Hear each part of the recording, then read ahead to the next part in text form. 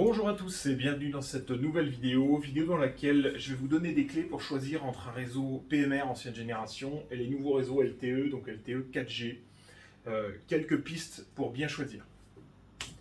Alors, à qui s'adresse cette vidéo? Principalement à tous ceux qui ont besoin de communiquer en instantané avec des collègues, leur organisation, tout ça.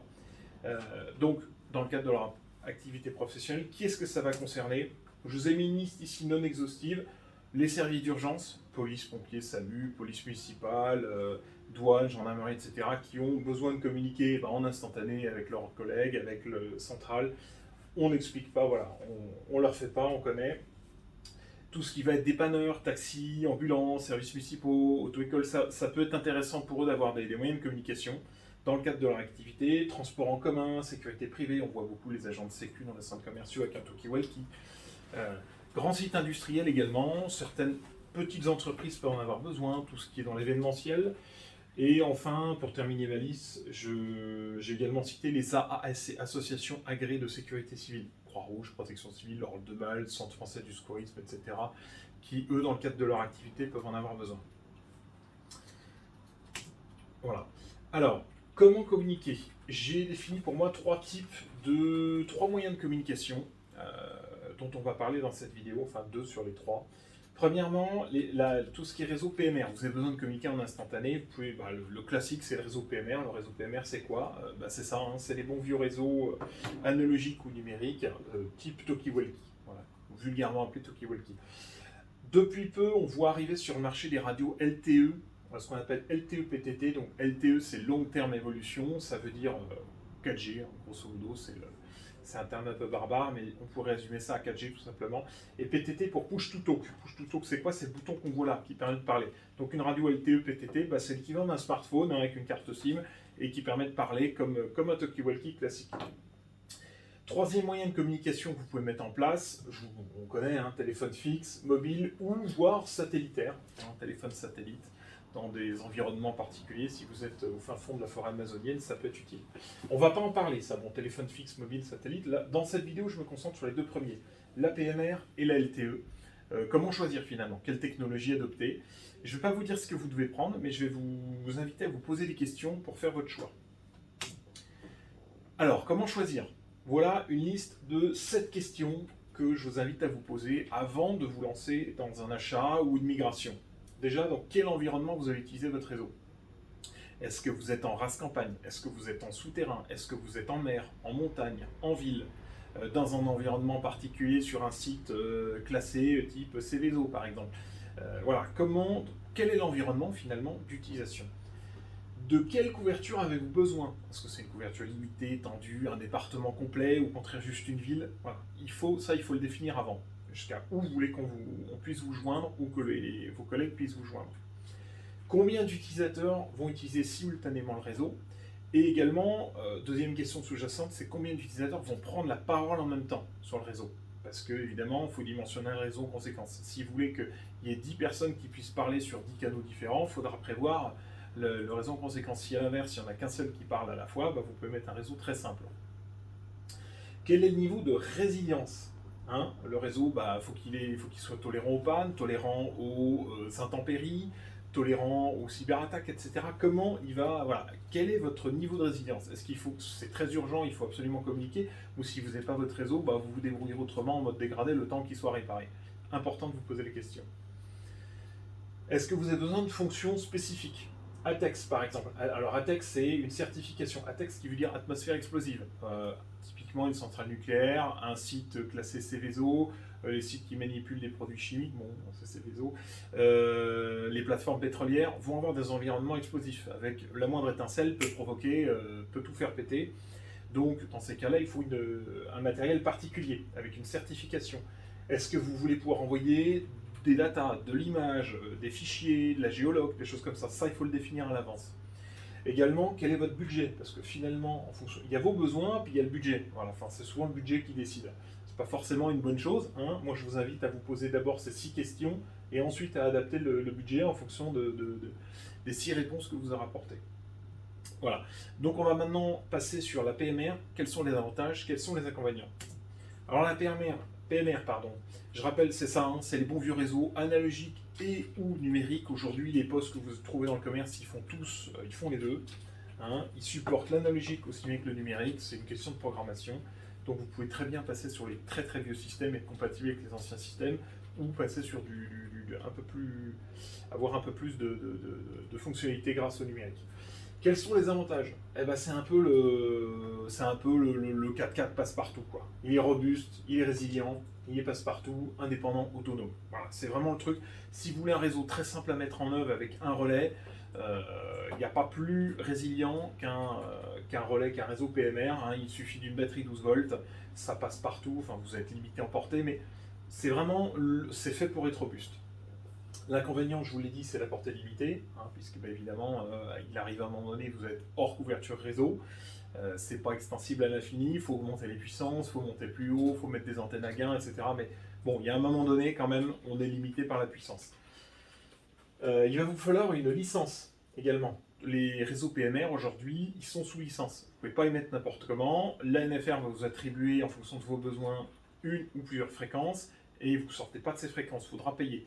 Sauf si vous achetez ce qu'on appelle les PMR 446, qui sont les talkie-walkie qu'on va trouver chez Decathlon, qu'on va trouver un peu partout, qui sont sans licence, des portées limitées, 16 canaux, enfin 8 ou 16 canaux suivant les modèles. Et à ce moment-là, vous pourrez émettre comme vous voulez, vous n'irez pas très loin puisque vous êtes limité à 500 milliwatts.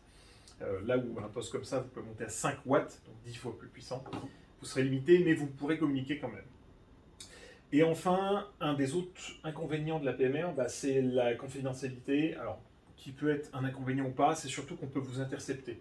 Écoutez possible, les ondes radio elles vont partout, hein, et quelqu'un, un petit malin avec une antenne, peut très bien soit rentrer sur votre réseau, soit vous écouter.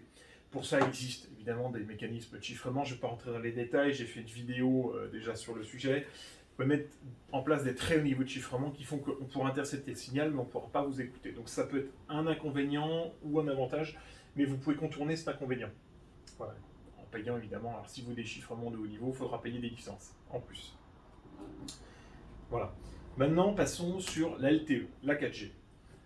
Quels sont les avantages et les inconvénients de la 4G? Bah, l'avantage, ça va être la portée limitée. La 4G, voilà, vous avez une radio comme ça qui est en 4G, sous réserve de couverture réseau, bien sûr, vous passez partout dans le monde entier. J'ai bien dit sous réserve de couverture réseau, parce que si vous vous retrouvez en race campagne avec une seule barre de réseau, espérez pas forcément pouvoir communiquer facilement. Vous aurez les mêmes problèmes que quand vous êtes en limite de portée sur un réseau PMR. La confidentialité, j'ai mis plus parce que intercepter des communications en 4G, c'est quand même plus compliqué. Il y a aussi possibilité d'ajouter des surcouches, du surchiffrement qui rendent encore plus difficile à déchiffrer. Il y a possibilité d'avoir des VPN. Bon, là, on rentre dans là, seuls des hackers de haut niveau pourraient y arriver. Voilà. Ou des organisations type la NSA. Aucune maintenance. Hein. Vous achetez un réseau PMR, un réseau 4G, vous récupérez vos postes, carte SIM dans le poste, on allume, on charge les batteries, et terminé. C'est fait. Ça fonctionne. Pas de maintenance, un coup de poussière sur l'écran de temps en temps, de chiffon pour la poussière, point barre. Également, les données mobiles. Vous pouvez envoyer des données mobiles au débit, des images, des vidéos, des fichiers, tout ça. Je vous l'ai dit, il n'y a pas de licence à faire. Par contre, il faut prévoir un abonnement. La carte SIM, il y a des datas, c'est pas gratuit, il y a un ou plusieurs opérateurs. Et en fonction de ce que vous allez choisir, vous allez payer plus ou moins cher. Donc il y a quand même un abonnement. L'inconvénient, il n'y a pas de mode direct. Si vous avez besoin de communiquer en mode dégradé d'un talkie-walkie à un autre, comme ça, d'une radio à une autre, sans passer par le réseau 4G, ça ne marche pas. C'est pas possible.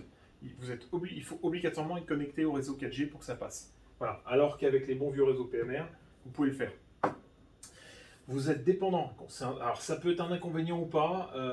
La dépendance à un réseau extérieur, donc à sa couverture, et la résilience qui n'est pas garantie en fonction des événements climatiques intenses. Imaginez une tempête telle que celle qu'on a connue en décembre 99 qui s'abattrait de nouveau sur la France. Faut savoir qu'avec les dérèglements climatiques, ça risque de se reproduire, ce sera peut-être même plus intense. Vous risquez d'avoir une partie du réseau qui sera HS. Et la différence entre un réseau PMR HS et un réseau LTE, donc 4G HS, c'est que le réseau PMR, vous remontez en haut du pylône, vous remettez une antenne s'il a été arraché, vous branchez le câble, le relais, une batterie 12 volts et c'est reparti. Alors que chez l'opérateur, il va falloir attendre que les techniciens interviennent, montent dans les pylônes, réaxent tous les faisceaux hertziens si jamais ça a bougé, remonte les antennes, rebranche le système, relance toute l'informatique qu'il y a derrière. Donc voilà, ça peut prendre du temps. À voir du coup, est-ce que c'est un inconvénient pour vous ou pas, mais vous êtes dépendant du réseau. Voilà, vous êtes dépendant de la couverture et de son bon fonctionnement. Et à propos de bon fonctionnement, bah, du coup, j'en ai parlé un tout petit peu au début de la vidéo, vous avez des risques de cyberattaque et de panne informatique. Évidemment, voilà. Je outrepasse les pannes normales. Les pannes, ça peut arriver sur n'importe quel poste, n'importe quel réseau. Mais là, typiquement, un bug informatique, on a connu un problème il y a quelques jours, là, à l'époque où je tourne cette vidéo, on est en juin 2021, où il y a eu les services d'urgence qui recevaient plus d'appels à cause d'un bug informatique.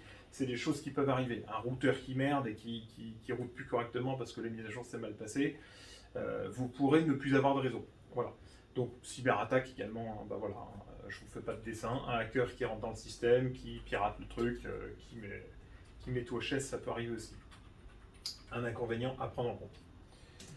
En résumé, moi je ne vais pas vous dire ce que vous devez choisir. J'ai mis 4 items là pour essayer de vous orienter. Privilégier la PMR dans tel cas ou la LTE dans tel cas.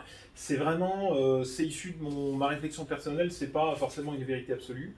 Mais si ça peut vous aider, sachez que dans un premier temps, si vos besoins sont très limités, exemple auto-école, qui a juste besoin de communiquer avec son mec qui est en moto via une oreillette, achetez du PMR 446 sans licence, vous ne serez pas embêté, vous trouvez ça à peu près partout, ça coûte quelques centaines d'euros tout au plus. Aucune difficulté à l'utiliser et vous n'aurez aucun problème. Pareil, si vous êtes un petit peu dans l'événementiel, organisation de mariage, des choses comme ça, passez là-dessus, il n'y aura pas de licence, il n'y aura pas de surcoût et vous serez tranquille, quoi. Ensuite, si vous voulez de la résilience, de la robustesse, vous voulez vraiment un truc, vous voulez que ça marche. Vous, l'important c'est qu'on puisse communiquer dans toutes les situations, privilégier un réseau PMR sous licence. C'est vraiment le 4x4 qui passe partout, quoi. Avant que ça tombe en panne, voilà, il va s'écouler, il va passer, voilà, il y a un peu d'eau qui va couler sous les ponts, mais vous aurez de la robustesse. Vraiment, privilégiez réseau PMR sous licence. Avantages, je vous les ai cités, inconvénients, la portée. Si vous voulez des données haut débit, une facilité de déploiement, vous ne voulez pas vous embêter avec la maintenance, vous ne voulez pas payer de licence NFR, et vous voulez maîtriser vos coûts, passez sur de la LTE. Encore une fois, la LTE, vous recevez vos postes, vous chargez les batteries, un coup de carte SIM, vous allumez le poste, c'est déployé, quoi. C'est hyper facile. Et par contre, si vous voulez mixer les deux, il existe des postes qui sont hybrides, qui font PMR et LTE. L'inconvénient pour vous, c'est qu'il va falloir revoir le budget, parce que ça va coûter plus cher. Il faudra payer une licence PMR, une ou plusieurs licences, et en même temps, les abonnements LTE. Par contre, là, vous êtes tranquille. Si vous voulez vraiment de la résilience et du haut débit, prenez des postes hybrides, il y a plusieurs fabricants qui en font. Ça marchera très bien, et là, vous serez assuré d'avoir une com dans à peu près tous les cas. Normalement, vous couvrez beaucoup de cas, et avant que ça tombe en panne, il y aura beaucoup de choses qui seront tombées en panne avant votre réseau. Le mot de la fin, merci à tous d'avoir suivi cette vidéo, j'espère qu'elle vous a plu. J'ai essayé de la faire plus courte que d'habitude, une demi-heure la première, là on est à 13 minutes pour la seconde. Donc je ne vais pas traîner, merci d'avoir suivi. Je ne me suis pas présenté pour ceux qui ne me connaissent pas, je m'appelle Louis-Éric Hervé, je suis ingénieur indépendant en électronique. Je travaille à mon compte, j'ai créé ma propre société qui s'appelle Ingénisup. Je suis également un passionné de réseaux radio, en particulier de tout ce qui concerne la cryptographie de ces réseaux radio, avec une certaine expertise là-dedans.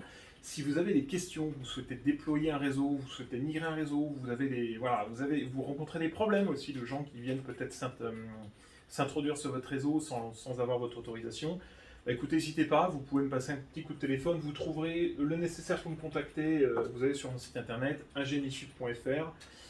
Vous trouverez mon LinkedIn, mon numéro de téléphone, etc., mes coordonnées. N'hésitez pas. Je travaille donc, comme je vous ai dit, en toute indépendance. Je suis de mèche avec personne. Je ne travaille avec aucune marque. Donc, si vous cherchez un conseil un petit peu personnalisé, adapté à ce que vous avez, et surtout dénué de tout attachement commercial, on va dire ça comme ça, passez-moi un coup de téléphone. Voilà, merci à tous d'avoir suivi cette vidéo, et je vous dis à très bientôt dans une prochaine vidéo, toujours sur les réseaux PMR. Allez, ciao!